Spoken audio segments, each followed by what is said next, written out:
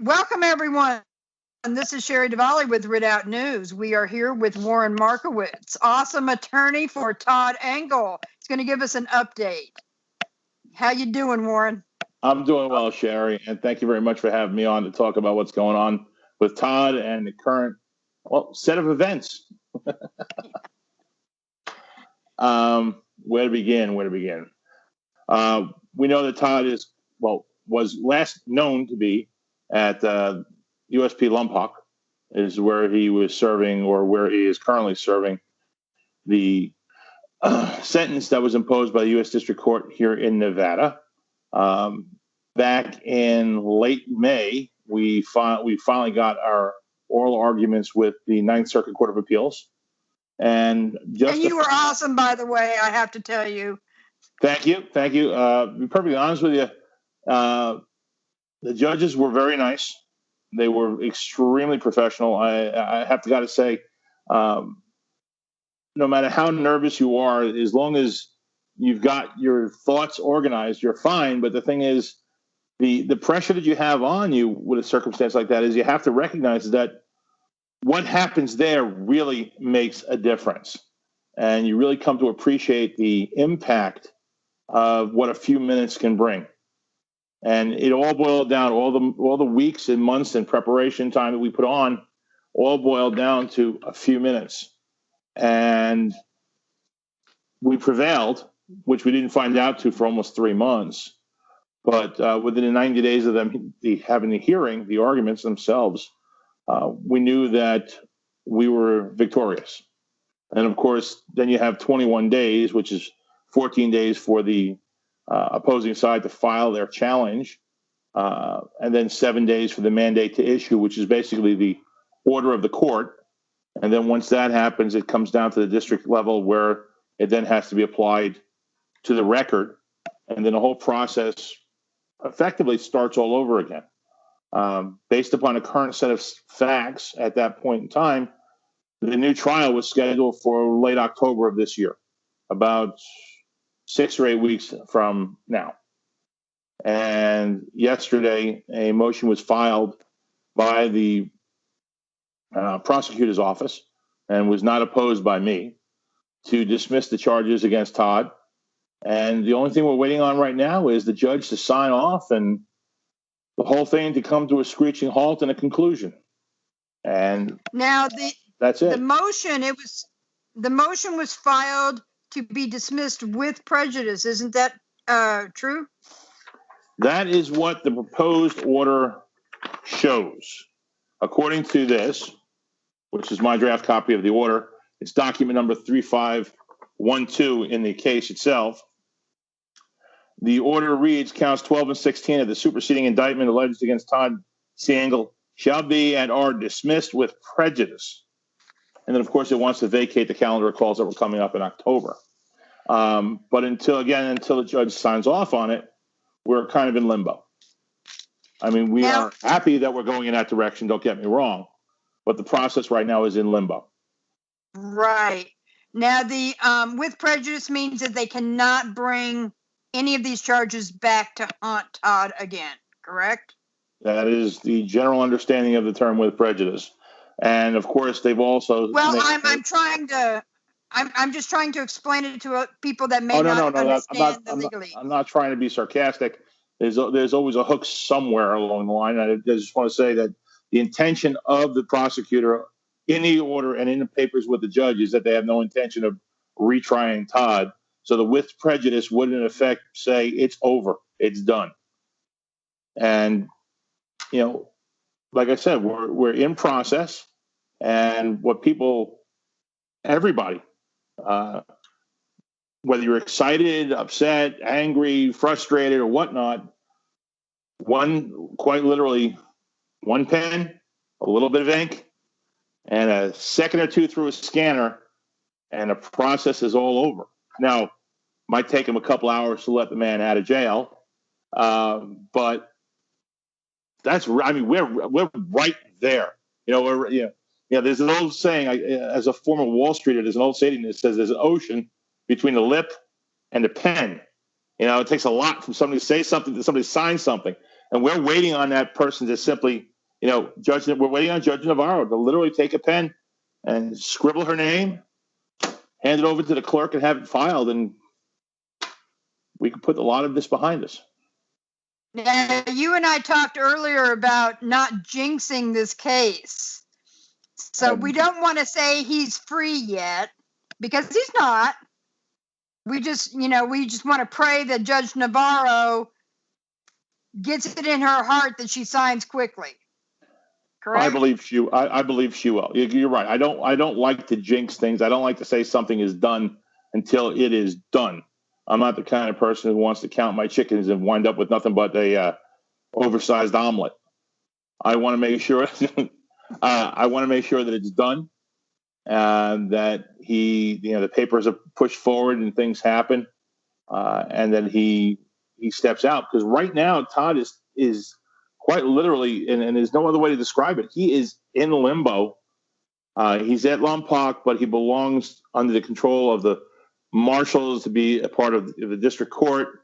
District court has its sayings. It's just, there's a whole lot of things going on, and it only takes a little bit of motion, but to get that motion going is really what we're looking forward to doing. And I believe that Judge Navarro will sign. I don't believe that we'll have the same problem that General Flynn had in Washington, D.C. Based upon any number of things, current set of circumstances, levels of evidence, whatever. You could pick one, but as I like to think, the protest in which Todd participated, under which these charges were based, comparatively speaking to what's going on today, he went to a picnic. Think about it. So Todd is, as far as you know, Todd is still in Lompoc today, correct? As far as I know, he's still in Lompoc today. I have not heard from him as of yesterday. Well, actually, I didn't hear from him yesterday. Did you talk? I haven't heard from him in a couple of days. Did you talk to him yesterday? Did you talk to him yesterday? No, I heard that he had spoken to a few people as of yesterday from Lompoc, but I can't. Okay. I can't validate or verify that because I have not heard from him. And of course, emails take a couple do you of days. Have any? I'm sorry, we've got a little bit of a lag, so if it sounds like I'm stepping on you, it's not intentional, and I apologize for if it comes off rudely. No worries. Do you know if Todd knows about this motion that the prosecutors have filed? I do not believe he knows. Okay. Well, we're going to pray that you're able to tell him soon. I'm looking forward to it. Seriously, I'm looking forward to it. And I'm looking forward to finding out if they're going to transport him back here or if one of us or somebody's going to have to go out and get him. Because that was where my next question was going to go, is do you think they'll release him from Lompoc or they'll have to bring him back to Nevada? I would hope that the process would allow him to be released here in Nevada, since the court has control over him, based upon the circumstances, of course, since the court has control over him. I would think that the process would be that he'd be released from here, which means he'll probably be transported, and then the judge will file the order. But I can't, again, I can't speak for the internal operations of the court. I've exchanged some emails with some of the clerks to find out what the status of the prior mandate was, and they've been helpful. I honestly have to say, as much as we are on opposite sides of the fence, I think that this is going to play out just the way it's supposed to. Todd will be free. Might be a couple more days, but he will be free, and I'll be able to shake his hand, because what most people don't seem to realize is that I came into the case before sentencing, November of 2017, before he was scheduled to be sentenced around Christmas time. And I met him and discussed everything with him in a box, literally a concrete box with plastic furniture in Pahrump. And at that point in time, I recognized, the man didn't need to be there, shouldn't have been there, but was there. And I am really looking forward to shaking his hand and giving him a big hug and taking him out for a decent meal, because I can only imagine what the man's been eating for the last couple of years. And I got a real weird Well, I'm hoping to get him back to North Idaho soon. We'll have to arrange a barbecue and give him some good old fashioned, elk barbecue, with all his friends up here. Well, you're going to have to set the table for a couple extras, because I'll be coming up. Well, we'll set the table for as many as want to, because we're all going to be celebrating. Right. Yeah, I believe, that's the best part. I mean, he's had a lot of people helping him and supporting him and keeping him in his prayers. And, a lot of things, a lot of people will feel vindicated when this happens. And I think that's appropriate. And most appropriately, I think it happens, and it's valuable for him, because it's his life. I mean, if you look at the records on the Bureau of Prisons, he's got until 2028 at this point in time on this record. But again, with the vacate and the remand order from the Ninth Circuit, the process effectively starts again, and it becomes it can take a while. And we're looking forward to just bringing this thing to a close and saying, you know what, it's over, and just have him get on with his life, have him pick his life up and move forward. So absolutely. That's what I'm looking for. Well, Warren, you have done some amazing work for him on behalf of Todd, that is. And, I can't thank you enough. It's God's work, really. I know, getting Todd out of there, for whatever reason he had to be in there. He spent his time, and now it's time to come home.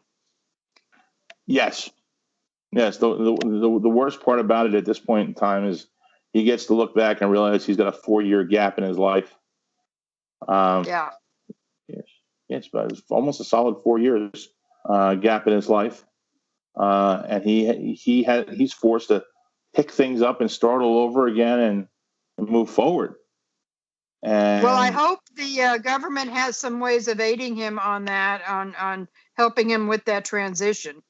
I don't know how that works. Well, I guess I wouldn't be so disappointed if they brought their checkbook, but we don't know where that's going to stand either at this point in time. Well, I wasn't even asking about that. That is something between you and Todd to discuss. No. However, I'm not pointing out that I've got anything planned. I'm simply saying that I don't know. I honestly don't know where things can happen. I mean, he literally gets to start over again, which a lot of us, if you think about it, look forward to doing when there's a bump in our lives, when we hit a pothole in our lives. And I think he's got the support mechanism with a lot of people who've cared about, a lot of people who have made mention to him. Excuse my dog. And I think the little ones make it. I think your dog is. They're just as excited as we are, right? Yeah. Well, the little ones make the biggest noises. What can I say? He has the emotional and support mechanism. He's been graciously supported by people in the organization. I'm not going to call it an organization, because this is not, but the group, the people who got together with him. And of course, it's been a lot of time that I've dedicated, and a lot of work that I've put in. And there's a bunch of things that still remain open that need to be resolved. But in the end, I feel victorious. I feel that the actions have been vindicated, and that, him standing in the sunshine without chains on, without striped pajamas on, without those ugly blue things they had in Pahrump. Oh my God, that was disgusting. Okay. I mean, swear to God, they have got to get the fashion police in there to do something. I mean, they're just those damn orange Crocs and those blue yucky shirt. I mean, just ridiculous. But either way, I mean, you got to laugh about some stupid stuff, and that's just some of the things to laugh about. But in the end, you know, I'm happy to say that we will be victorious, whether it be today, tomorrow, next week or so. We will be victorious. He will stand in the sun. He will be able to smile. He'll be able to put his arms around his mom and give his sister a big kiss and hug his nieces. And, that's the important things. All in all, it's the important stuff. And that's what it boils down to. And this is the day we have prayed for a long time, and we are just grateful that it's finally coming true. Amen to that, sister. There's nothing else to say. Thank you, Warren. We appreciate you coming on and telling us everything going on.